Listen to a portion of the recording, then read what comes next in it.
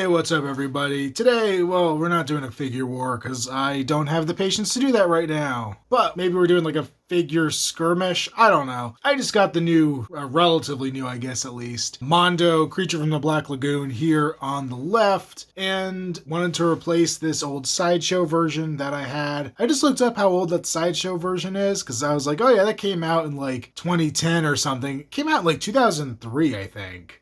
So this figure is like almost 20 years old, which is kind of nuts. But yeah, I'm a big fan of Creature from the Black Lagoon. He's permanently engraved on my arm there. He's one of my favorite plastic monsters. And it was definitely one that I wanted to add to my collection for my 6 scale Universal Monsters stuff. And for the longest time I've had this Sideshow one. I picked him up at Dragon Con several years back. And he's fine for what he is. But when I saw Mondo was doing one that was more hard sculpted and had a lot more going on for it, I thought it would be worth giving it a shot. But I'm going to say right off the bat, like, there's definitely some aesthetic differences between these two. And obviously some better figure engineering just from years of improvements. But there's not a huge leap forward between these two figures. One of the biggest problems with the Sideshow one, of course, problems, or some would probably see it as an advantage, is that he has this rubber body. He has a kind of standard Sideshow, I think they called it the Prometheus body, I could be wrong about that. But they use like the same body in like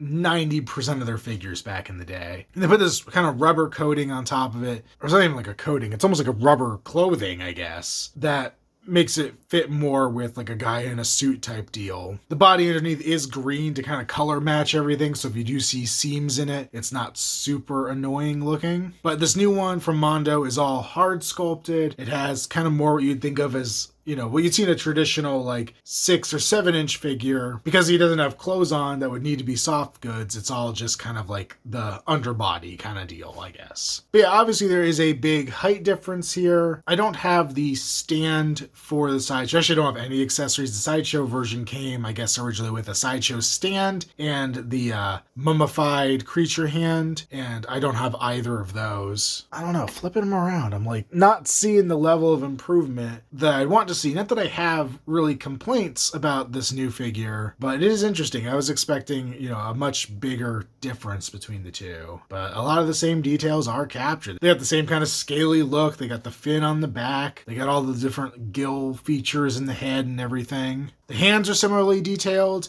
Now this new one, we do get some additional hands here. So we have a set that's more kind of closed fingered. And I believe what they call it on the box is supposed to be like the land version of it. But really, you know, you have the open hands, you could be swiping at people and all that stuff. And it matched more what the Sideshow had, so that's why I threw it on there to begin with. And then the feet, similarly detailed as well. Not a whole lot of difference, though. You can see the sticky tack I have on there because that ankle broke a long time ago. But similarly, the Mondo one does come with some additional feet, and these are the swimming feet. The toes are out wider, but you could also see it has a kind of flipper look. So I don't think he could really stand well with these, but when you have him up on the stand in the swimming pose, it's like he's, you know, has flippers on where there's a little bit of flex going on there, which is a nice touch. Mondo did actually detail the bottom of the feet a little bit. They're relatively smooth on both. I think more just to allow him to stand, you know, and not just fall over because there's texture there. Sideshow, I guess, technically went with the smooth idea, but theirs are very smooth and very bright green. I also went with the heads that were most similar, both with kind of an open mouth expression. The Mondo figure does come with 2 additional head sculpts. So we have a more closed mouth expression, and this one has similar eyes to the one that's on the figure right now, where they kind of have that gold look around them in the pupils. And I think the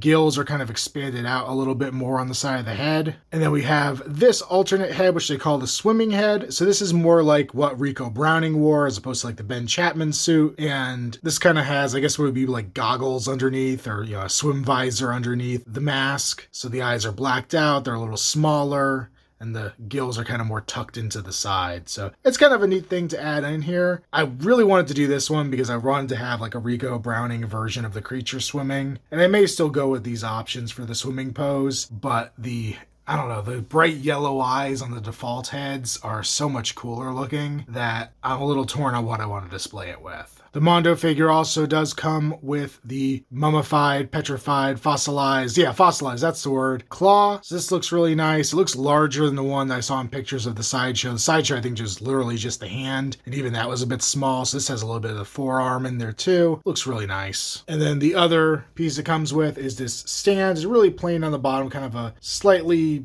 I don't know, like a semi-gloss black with a odd kind of triangular stand, or I don't know what you call that, a rhombus stand coming out of it. And the crotch grabber is a little differently shaped because the creature is meant to be on this in a swimming pose, so it's not meant to really like cradle around its crotch. It's more like going under it to hold it up while swimming. It's a bit weird. I'll show it here in a minute. Just to quickly go over articulation for the sideshow, he does have a ball joint in his head, pin and socket arms that will go up, down. You can see he's revealing a bit of that joint in there, but good range of motion on that. We have, I think it was just no, it might have been a double jointed elbow. It's hard to tell under all this, but of course it is limited to this suit and it's going to bunch up. The hand can swivel and then it will hinge on a single axis. There's a ball joint here in the upper torso.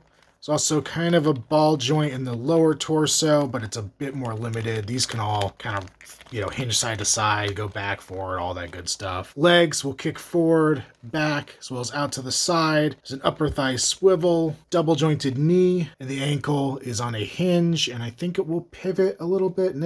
It'll rotate and then hinge up and down. I think that's the extent of that. The Mondo figure has a dual ball joint in the head, so there's one at the base of the head itself, and there's this kind of soft rubbery bit underneath to kind of fill in the gap, and then there's a hinge at the base of the body. Mine feels really stiff, so I'm a bit cautious of moving it all that much. I probably need to heat it up before I go too crazy with it. But you can tilt the head side to side, rotate it side to side, and then go up and down. The arms, pin and socket at the shoulder as well. This part on the shoulder is not soft, so the arm's going to have to kind of push away from the body when it goes up a good bit, but it will hinge up and down about not even 90 degrees, maybe about 45. Won't come all the way down to the body. We have a single joint at the elbow. There is a soft rubber piece here as well. When I first got the figure, it was rotated the other way, hiding the joint here. But if you really want to bend it, you could flip it back. I think it looks better that way anyway. You could also rotate there at the elbow. The hand will swivel and then bend, kind of the standard ball joints that we get on most figures now that allow you to have that range of motion. Should also note that every hand, there's 4 hands total, but they all have their own peg in there, so you don't have to worry if you break one. You do have spares built in. There are multiple joints. There's 3 joints here at the mid-torso. Not a ton of range forward and back because of the spine back here, but you can hinge forward back. You can rotate fairly well. More so at the top. The lower ones get kind of caught up on themselves. You can also hinge like side to side with it, so not a bad range there. Kind of less than you get with the sideshow though. The legs will kick forward. This is kind of a softer rubber down here at his crotch, so they'll go forward but are limited by that piece. They don't go back all that far. They'll go out to the side. You can rotate the thigh. Single joint at the knee again, not quite, probably about 45 degrees there. And then a similar joint at the foot where you can hinge and pivot and swivel, and there is this soft rubber piece that floats in there as well that you have to watch when you change the feet. So honestly, probably doesn't have as much articulation as the sideshow one. It's probably actually downgraded here, but you do kind of make up for it in not having that baggy rubber suit on him. And as promised, here he is on the stand in the swimming pose. And this is really a cool accessory to come with him. I do kind of wish they maybe did something more like a Tamashii arm. I know it's nice to not have anything gripping him around the waist, but it would have been cool to have him to be able to go at different angles instead of just this kind of flat, straight across pose. But either way, it looks pretty cool. I would definitely recommend this one from Mondo. I think he's still available. I just ordered mine off Big Bad Toy Store not that long ago. They also have a black and white variant that they offer, I think only directly through Mondo. Though I will say, if you're kind of just more of a casual fan and you have the old sideshow version and it's in okay shape, you don't really care about some of the extra accessories like the hands and stuff, I don't know if it's necessarily worth running out and upgrading it. There's definitely some things that they've improved with this new one, but it's not really the leaps and bounds ahead of the original that I thought it was going to be. So yeah, I don't know. It's not a bad figure. Neither figure's bad. I guess that's really what I'm coming to. The sideshow one's still pretty decent, and if you don't have it, this one's a cool one to pick up to add to your collection. So that's going to do it for this video. I just want to do something quick and easy just to kind of take a look at this new piece of my collection. I do have more of the Aliens diorama coming, but it's just taking me longer than I anticipated, so you're going to have to wait a little longer on that one for episode 3, but I will be back with that eventually as well. Until next time, I'll see you guys later. Bye.